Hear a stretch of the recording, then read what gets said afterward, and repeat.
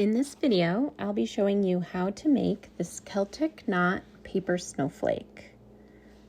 You'll begin by folding your paper, and if you need detailed instructions on how to fold your snowflake, I've got a video on that and a blog post that I'll link to.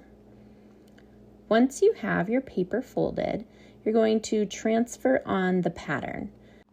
This is one of my 2024 snowflake designs that I'm using to count down to Christmas on my 25 days of snowflakes designs. So this pattern lives on a blog post on my website that I'll link to, or you could just pause this video and transfer the design over to your piece of paper. Once you have your design transferred onto your snowflake paper that's folded, you'll need a pair of scissors, an X-acto knife, and a cutting mat. We'll begin by cutting out the inside of the design, the little spaces on the inside of the circle. I save the outer edge for last, just because it's a little bit easier to hold onto the paper if you still have that paper there. So you'll see as I cut, it takes me a few cuts to get through all 12 layers of paper. You might find that you need to go over the corners again and then take out some of the paper and then cut a little bit more. So this is not a quick process. I've sped it up a little bit so that this video isn't super long, but you'll just start to cut out that inside, the inside pieces, and be as careful as you can to not slice through some of the white sections. Jumping ahead here, once you have the inside sections cut out, you can use scissors to cut out the outside edge if you'd like. Make sure that you don't cut all the way through the folds of the paper.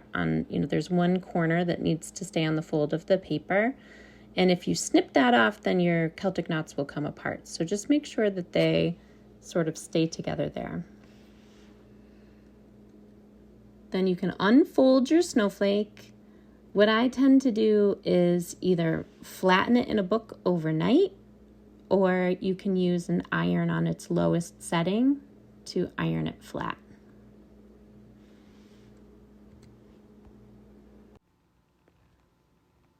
Once you unfold your snowflake, you might see little bits that need to be trimmed off, especially along the fold. And you might want to shape the snowflake, the Celtic knot, a little bit to look a little bit more seamless.